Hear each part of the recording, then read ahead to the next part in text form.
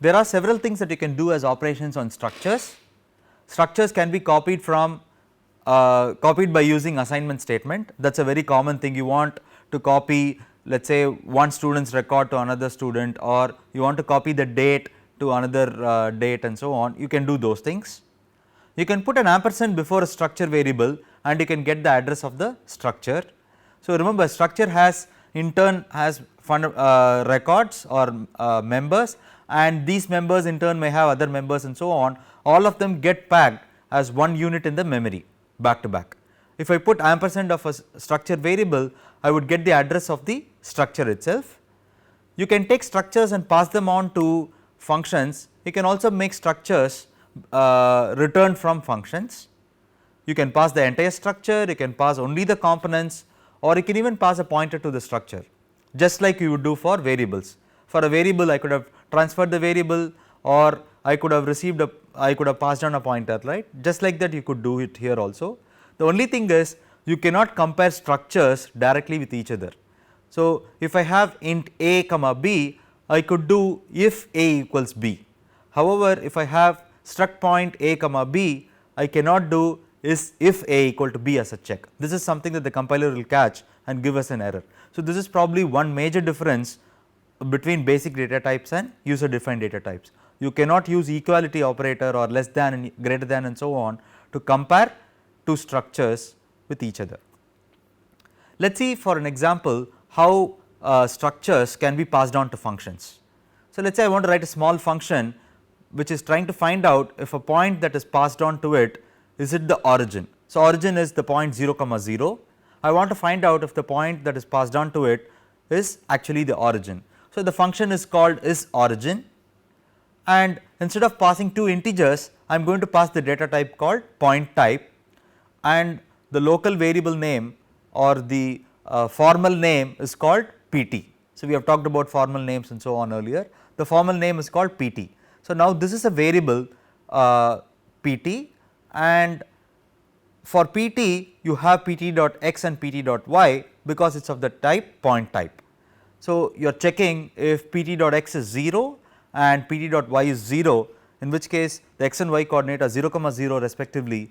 Yes, it is the origin, I return true, else you return false. So, this is the program here. Let us see how this little piece of code would work, right. So, let us say I have a point already in place and I call is origin of my pt. So, let us say this is inside your main function, you have set up my pt to be let us say 5 comma 4, you want to find out is 5 comma 4 origin or not. So, when you make this function call, what happens is, remember, you can see that this is very this is actually passing by value, right, functions, and you have something which is passed on by value. So, pt is something which is local and it has two things, namely x and y, and my pt is in the caller and caller has two things, x and y. And when you see this function call, what happens is, just like what happens for basic variables, the value of the structure is copied to here. What I mean by that is, the value of the x member is copied to the x member of pt, and value of the y member of my pt is copied to y member of pt. So, at this point pt has copies of the x and y members of my pt. Now, you can do this check, is pt dot x 0 and pt dot y is 0. So, you are going to go and check these values and you return 1 or 0. So, the key thing to notice is that if you make a change at pt, it is not going to reflect in my pt because you made a copy of my pt to pt. The reason being, this is a function call where everything is passed by value, we are not passing the reference to my pt. Let us look at another example. I want to make a new point with the given x comma y values. So, given a x comma y value, I give the x coordinate and y coordinate, and I want a new data type of the type point type. So, this function we are going to call make point. It takes two integers x and y and it returns a data type point type. So, internally we have a declaration called point type temp. So, this is local to make point, and you change the x member to the integer that you got and the y member to the integer y that you got. So, let us see how the sequence would have worked. You would have received, let us say 5 comma 10 as the two integers. Now, if you say point type temp, you have temp which is a structure and it is supposed to get two members x and y. Now, we say temp dot x equals x. So, I said x was 5 and y was 10, these are the two values that were passed. So, temp dot x equals x would copy the contents of x into temp dot x. So, temp dot x becomes 5 and temp dot y equals y copies the content of y into temp dot y. So, this becomes 10. So, at this point your temp has the value 5 for x and 10 for y, and just like any other data type you can take this and return it. That is what we have in this piece of code. So, again the key thing to notice is that we had copies of integers x and y, and these two integers x and y, there is no confusion of this x and y with respect to temp dot x and temp dot y. Temp is a structure and temp dot x is a member within the structure, whereas x is a free variable, it is of the data type integer. So, temp dot x is a qualification to get to the member of this structure called point type, and in this case it is of the particular in the variable temp, whereas this x is a free variable of the type integer, it is not part of the structure. So, let us see a few other examples. So, let us say I have some declarations of this type. So, I want to represent the screen that you see here as a rectangle. So, I assume that the rectangle is already declared as a data type before. So, I have struct rect screen and I have done a type def for point. So, I do point type middle, right. So, middle is going to be a point and I want to find out, given a screen, what is the middle point in the screen. So, we want these things. So, to find out the middle point, so let us say I start with 0 comma 0, which is the left bottom of my screen. When I call make point of 0 comma 0, this is going to return a structure. So, the return data type here is a structure, and on the left side we have screen which is a rectangle, but rectangle dot pt1 is a point. So, on the right side you have a point, on the left side you have a point, you have matching data types, everything checks out. So, we have already marked the rectangle's left bottom as 0 comma 0. I want the rectangle's right top to be 1920 comma 1080. This is the resolution of my screen. I want the right top to be 1920 comma 1080.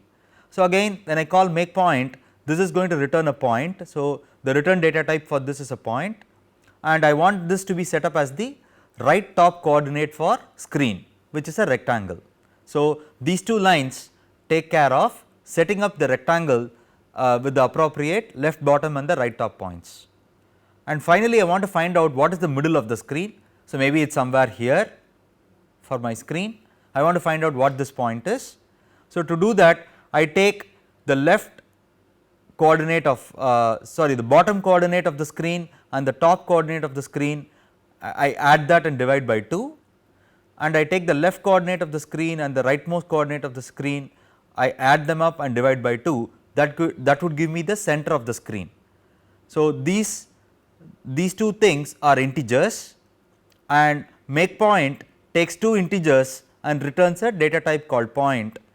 Left side is already of the data type point and the right side expression gives the data type point. So, both the sides are of the same data type. So, this is if we assume that these declarations are already in place, this code using the structure will give me a, given a screen, it will tell me what is the middle point of the screen is. So, let us say I want to give you a point and I want to find out is this point inside the screen or not, right. So, I am going to write a function called is pt in rect. So, you can think of it as a question I am asking you, is this point inside the rectangle, and I am going to pass the rectangle as r and going to pass the point p as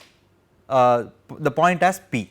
So, I could ask this about any such point, it could be something outside the screen or inside the screen, I do not know. I want to find out if it is outside, I want to get false, and if it is inside the triangle I want to get true.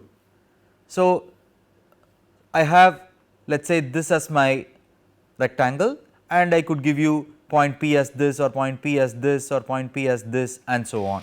You could get any of these things.